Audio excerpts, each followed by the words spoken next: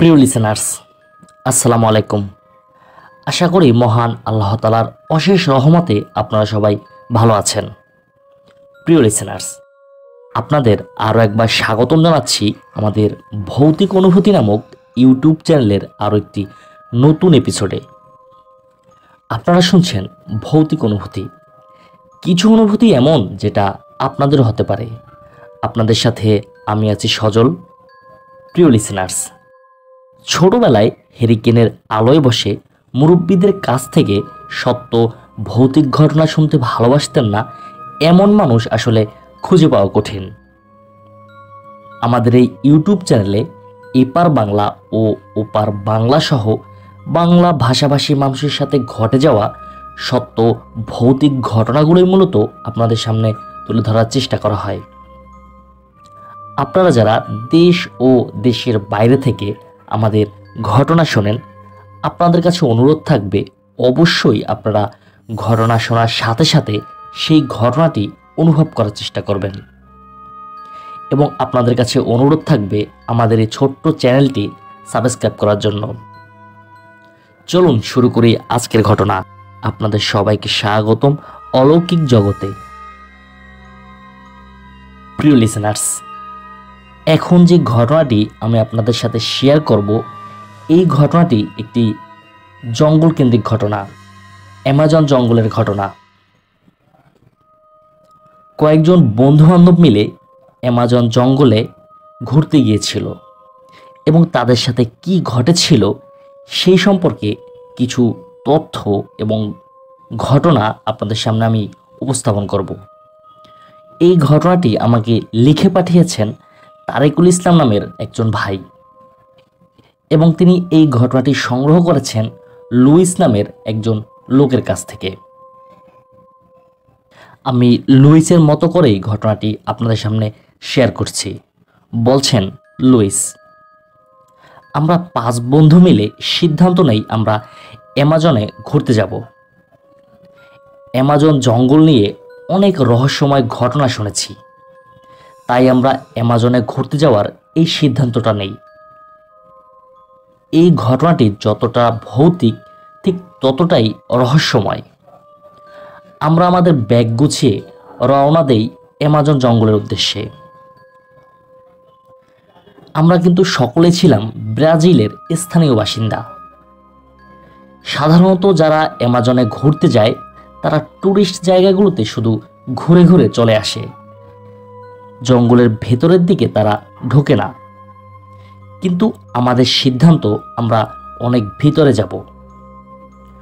প্রথম দিন আমরা টুরিস্ট এলাকাগুলোতে ঘুরে নিলাম এবং রাতের বেলা একটা জায়গায় তাঁবু গেড়ে সেখানে আমরা রাত কাটালাম। পরদিন সকালে ঘুম থেকে উঠে আমরা আরও জঙ্গলের গভীরের উদ্দেশ্যে রওনা করলাম। ওখানকার পুলিশের নিষেধাজ্ঞা থাকা সত্ত্বেও আমরা কিন্তু পালিয়ে বনের ভেতরে প্রবেশ করি। বেশ ভালোই লাগছিল, নতুন নতুন অভিজ্ঞতা। চারদিকে শুধু গাছ আর গাছ। এমন এমন গাছও রয়েছে যার বয়স প্রায় 200 থেকে 300 বছর হবে। আমরা এমন এক জায়গা দিয়ে হেঁটেছি যেখানে সূর্যের আলো পর্যন্ত পৌঁছায় না। আমাদের কাছে টর্চ লাইট ছিল এবং এই লাইটগুলো সূর্যের আলো পেলেই চার্জ হয়। নতুন নতুন ধরনের পাখি, গাছগাছালি, নানা প্রকারের পশু আমরা সেখানে দেখেছি। আমরা কিন্তু তখন সকলে পায়ে বুট পরা ছিলাম। আমরা সামনের দিকে হাঁটছি। হঠাৎ একটি সাপ আমাদের এক বন্ধুর পা জড়িয়ে ধরে। ভাগ্য ভালো ছিল যে সে বুট পরেছিল। বুটের উপর দিয়েই সাপটি একটি কামড় দিয়েছে। আমার বন্ধু পা দিয়ে সাপটিকে সেখানেই মেরে ফেলে। সেদিন ঘোরাফেরা শেষে জঙ্গলের ভেতরে আমরা এক জায়গায় তাঁবু গড়ি। শুকনো খাবার খেয়ে সকলে ঘুমিয়ে পড়ি। রাত তখন প্রায় 12টা বাজে। আমরা তাঁবুর বাইরে কোনো প্রাণীর গোংরানির মতো একটা শব্দ পাই। আমি আমার তাঁবু হালকা একটু চেইন খুলে বাইরে দেখতে পাই কয়েকটি বাঘ আমাদের তাঁবুর সামনে দাঁড়িয়ে আছে। এই বাঘ দেখেই আমি খুবই ঘাবড়ে যাই। আমি দেখতে পেলাম বাঘগুলো আমাদের 4-5টি তাঁবুর ভেতর থেকে একটি তাঁবুর উপরে ঝাঁপিয়ে পড়ল এবং মিনিটের মধ্যেই ওই তাঁবুর কাপড় ছিঁড়ে ফেলে ঘুমিয়ে থাকা আমার সেই বন্ধুর উপর ঝাঁপিয়ে পড়ল। এই শব্দ পেয়ে বাকিরা সবাই উঠে যায় এবং যে যার মতো পালিয়ে যায়। আমরা নিশ্চিত ছিলাম সেই বন্ধুকে বাঘে খেয়ে ফেলেছে, কিন্তু আমরা যে যার মতো যেদিকে পেরেছি সেই দিকেই পালিয়ে গেছিলাম। তখন আমরা সবাই একে একে ছন্নছাড়া, কে কোথায় আছে আমরা জানি না। বাঘের ভয়ে এলোপাতাড়ি হয়ে এদিকে সেদিকে দৌড়াদৌড়ি করতে করতে কত দূরে যে চলে গিয়েছিলাম আমি নিজেও জানি না। হঠাৎ থেমে দাঁড়ালাম, মনে পড়ে গেল বন্ধুদের কথা। চিৎকার দিয়ে স্মিথ বলে ডাকতে শুরু করলাম।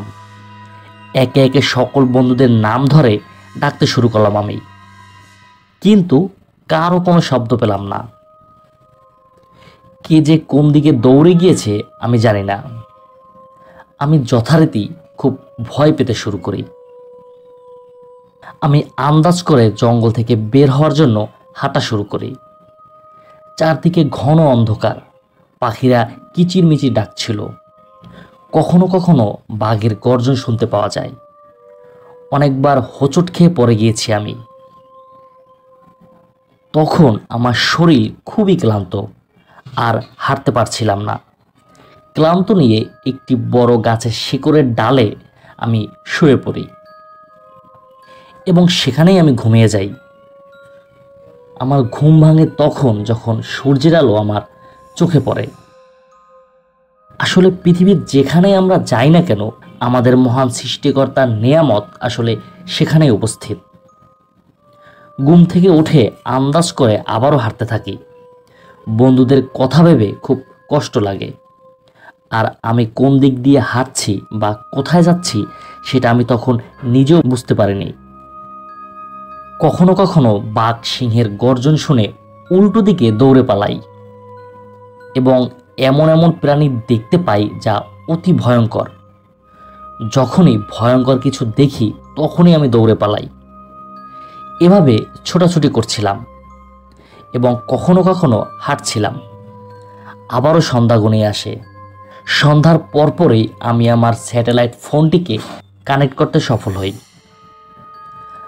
আমি লোকেশন অন করে দেখতে পাই আমি জঙ্গলের এতটা ভেতরে যে এখান থেকে হেঁটে জঙ্গল থেকে বের হতে 4 দিন সময় লাগবে। তখনই খারাপ লাগতে শুরু করে। এতটা খারাপ লাগছিল, সেখানে আমি বসে পড়ি। আমি স্যাটেলাইট ফোনে ম্যাপ দেখে হাঁটা শুরু করি। তখন রাত প্রায় 1টার বেশি। পেছন থেকে বাঘের গর্জন শুনতে পাই। আমি কোনো চিন্তা ভাবনা ছাড়াই দৌড়তে শুরু করি। হয়তো বাঘও আমাকে ধাওয়া করছে। আমি একাধারে দৌড়চ্ছি। আমি দেখতে পাই সামনে একটি ঝর্ণা। আমি ঝর্ণার খালটির পাড়ে যাই। কোনো মতে উপরে উঠে আবারও দৌড় দেই। আমি দৌড়তে দৌড়তে একটা জায়গায় গিয়ে পৌঁছাই। সেই জায়গায় গিয়ে আমি নিস্তব্ধ হয়ে দাঁড়িয়ে পড়ি। আমার তখন মনে হলো এখন আমার মৃত্যু নিশ্চিত। আমি দেখতে পাই সামনে একটি হাতি পড়ে আছে, আর সেই হাতিটিকে পোকাগুলো টেনে ছিঁড়ে খাচ্ছে। আরও অনেক কঙ্কাল আমি সেখানে দেখতে পাই। এই দৃশ্য দেখে আমার সম্পূর্ণ শরীর পাথর হয়ে যায়। আমি ভয়ে কাঁপতে শুরু করি। দূর থেকে 1 মিনিটের মতো এই দৃশ্য দেখলাম। এরপর পেছনে ফিরে অন্যদিকে দৌড়তে শুরু করি। এবার দৌড়তে দৌড়তে একটি জায়গায় গিয়ে আমি পৌঁছাই এবং সেখানেই বসে পড়ি। আমি যে জায়গাটায় গিয়ে বসি সেই জায়গাটা মনে হচ্ছিল কোনো একটা সুড়ঙ্গ, কিন্তু এর উপরের গাছপালা রয়েছে এবং এত বেশি গাছপালা যে উপরে কিছুই দেখা যাচ্ছিল না। চারপাশটা ঝোপঝাড় দিয়ে জায়গাটাকে সুড়ঙ্গের মতো বানিয়ে রেখেছিল। আমি সেখানে কিছুক্ষণ শুয়ে বিশ্রাম নেই এবং কাঁদতে থাকি। হঠাৎ আমি লক্ষ্য করি আমার মাথার উপরে কিছু শব্দ হচ্ছে। আমি উপরে তাকিয়ে দেখি বড় বড় সাইজের অনেকগুলো মাকড়সা। তখন প্রায় সকাল ঘনিয়ে এসেছে। আমি সেখান থেকে আবারও হাঁটা শুরু করি। কতক্ষণ হেঁটেছি আমি জানি না। হঠাৎ দিনের আলো দেখতে পাই। একটি গাছ পড়ে থাকতে দেখে আমি তার উপরে গিয়ে বসি। আমি কান্নাকাটি করছিলাম। তখন আমি এতটা ক্লান্ত ছিলাম যে আমার পক্ষে আর পথ চলা সম্ভব ছিল না। সামনে জঙ্গলের ভেতরে আঙ্গুর ও জঙ্গলি কলা গাছ দেখতে পাই আমি। সেখানে গিয়ে ফলমূল খাই এবং একটি গাছের আড়ালে আমি বিশ্রাম নেই। আবারও সন্ধ্যা নামে। আমি আন্দাজ করে হাঁটতে লাগলাম। হঠাৎ কিসে যেন আমার একটি হাত ধরে বসলো। আমি যখনই আমার হাত টান দিলাম, সামনে এনে দেখি কবজি থেকে আমার হাতটি কেউ কামড়ে নিয়ে গিয়েছে। এটা কোন ধরনের পশু আমি দেখতে পাইনি। এদিকে হাতের ব্যথায় আমি বেকুল, অন্যদিকে নিজের প্রাণ বাঁচানোর জন্য প্রাণপণা চেষ্টা করে যাচ্ছিলাম। ওখান থেকে আমি দৌড়তে শুরু করি। কিছু দূর গিয়ে নিজের শরীর থেকে জামা খুলে নিজের হাতে বেঁধে নেই। হাত বেঁধে আমি আবারও দৌড়তে শুরু করি। কিছুক্ষণ দৌড়ানোর পর আমি একটা ফাঁকা জায়গা দেখতে পাই। সেই ফাঁকা জায়গা পার হয়ে আবারও যখন জঙ্গলের ভেতরে ঢুকি, সামনে অনেক আলো দেখতে পাই। আমার মনে হয়েছে এখানে অনেক মানুষ বসবাস করে। সেই আলোর দিকে আমি দৌড়তে শুরু করি। গিয়ে দেখতে পাই বিশাল বড় একটি রাজপ্রাসাদ। প্রাসাদের বাইরে দেখে মনে হয় 1000 বছর পুরনো একটি প্রাসাদ।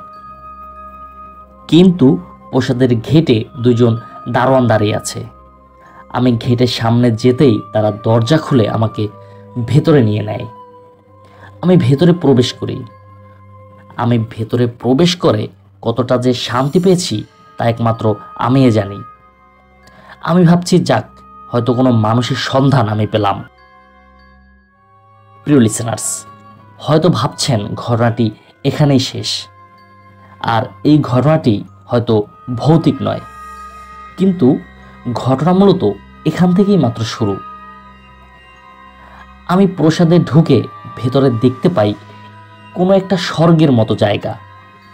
এই প্রাসাদের বাহিরটা যতটা পুরনো, ভেতরে কিন্তু ততটাই চাকচিক্যময়, যেটা বলে বোঝানো যাবে না। সেখানে অনেক মানুষ রয়েছে। আমি একা একা এই পুরো প্রাসাদটির 1 তলা থেকে 9 তলা পর্যন্ত ঘুরে ঘুরে দেখি। এত মানুষ রয়েছে, কিন্তু কেউ আমার সাথে কোনো কথা বলছিল না।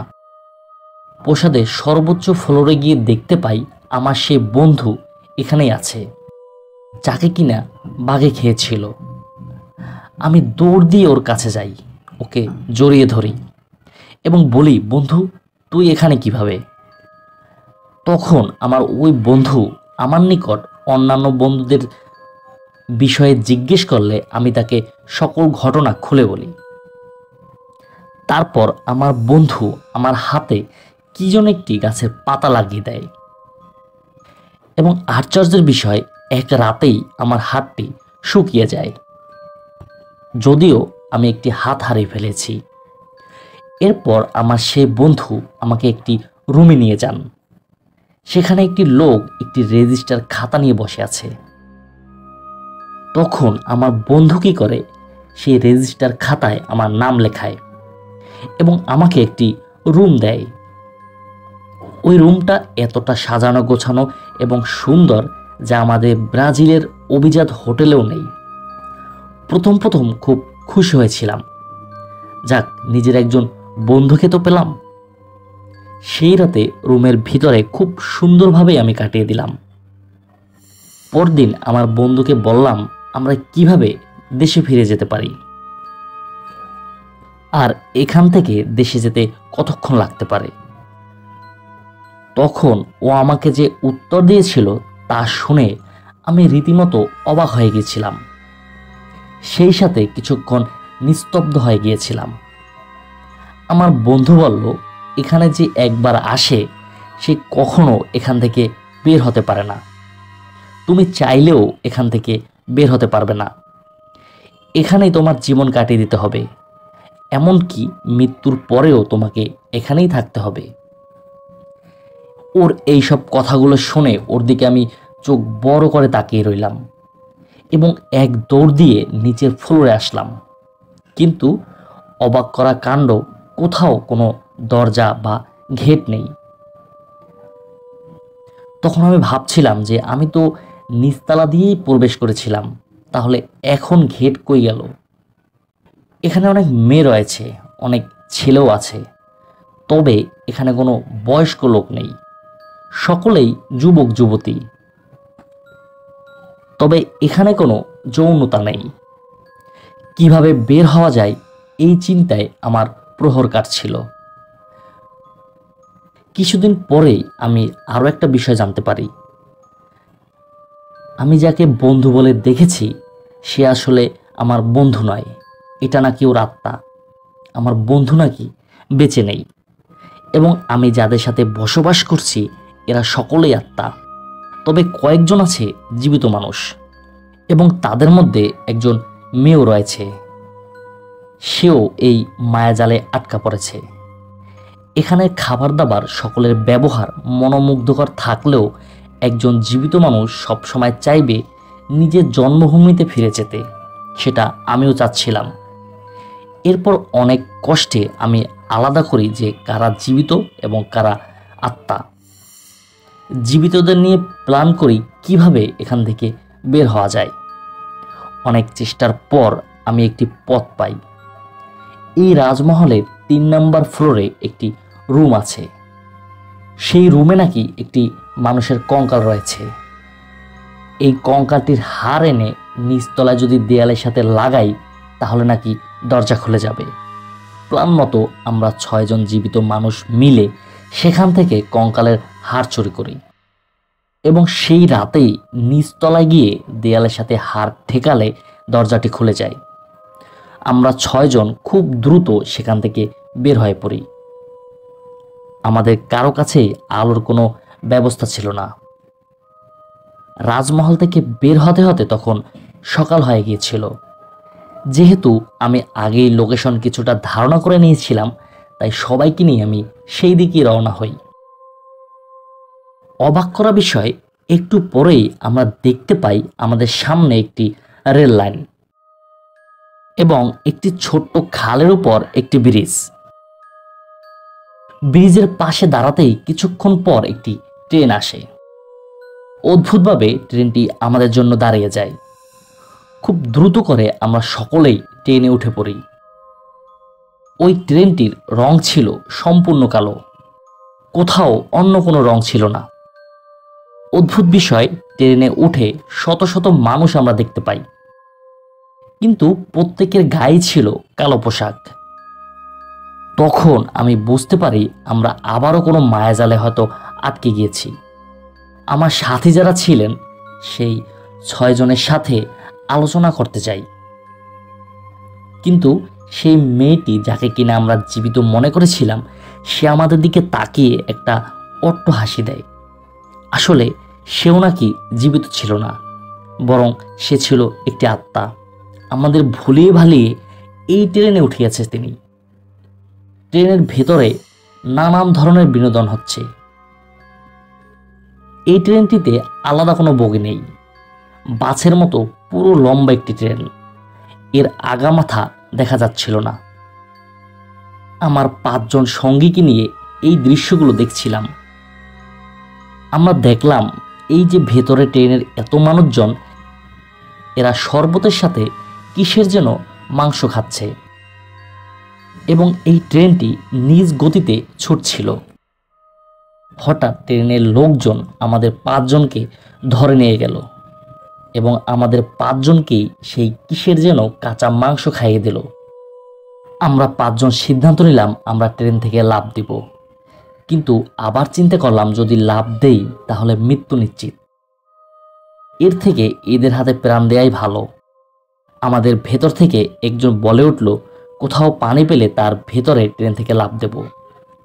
তখন ট্রেনের দরজা থেকে দেখতে পেলাম দূরে একটি বড় নালার মতো, যেখানে পানি আছে।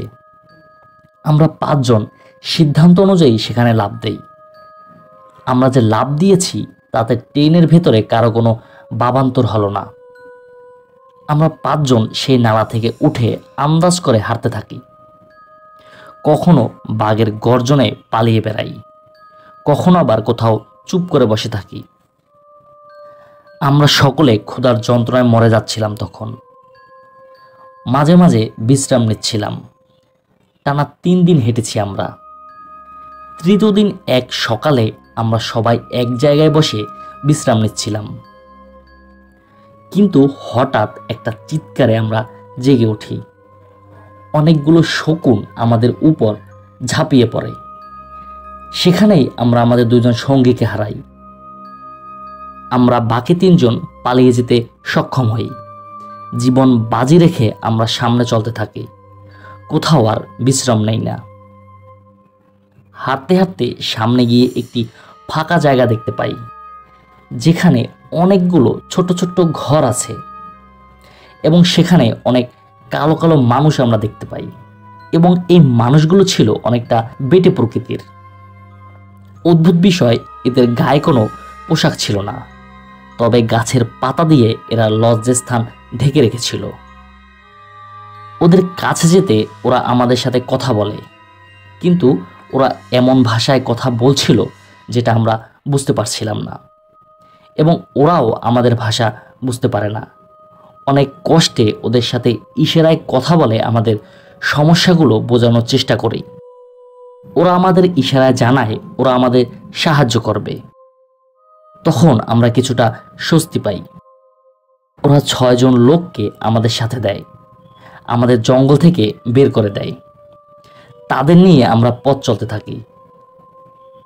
প্রায় 20 ঘন্টার মতো পথ চলার পরে আমরা জঙ্গল থেকে বের হতে সক্ষম হই। আমি চেয়েছিলাম ওই লোকদের খুশি করব, কিন্তু তাদের দেওয়ার মতো কিছুই আমার কাছে ছিল না। ওরা আমাদের বের করে দিয়ে খুব শ্রদ্ধার সাথে আমাদের কপালে চুমু দিয়ে আবার জঙ্গলে চলে যায়। এরপর আমরা যার যার বাসায় চলে যাই।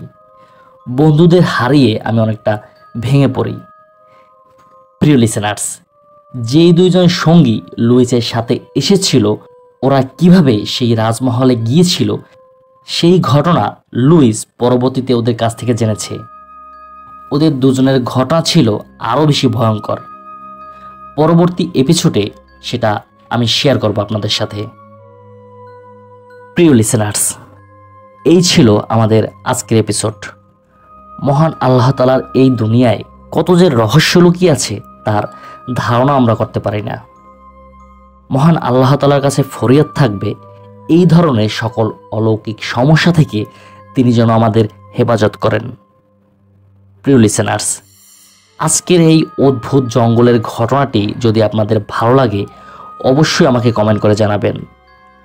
আর আপনারা যারা আপনাদের জীবনে ঘটে যাওয়া কোনো ঘটনা অথবা আপনার জানা কোনো সত্য ঘটনা আমাদের পাঠাতে চান, তারা ঘটনা লিখে অথবা রেকর্ডিং করে পাঠিয়ে দিন আমাদের হোয়াটসঅ্যাপ নাম্বারে।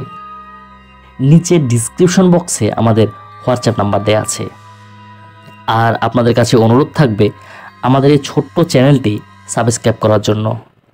ইনশাল্লাহ পরবর্তী ঘটনা শোনার আমন্ত্রণ জানিয়ে আজকের মতো এখানেই বিদায় নিচ্ছি। আসসালামু আলাইকুম।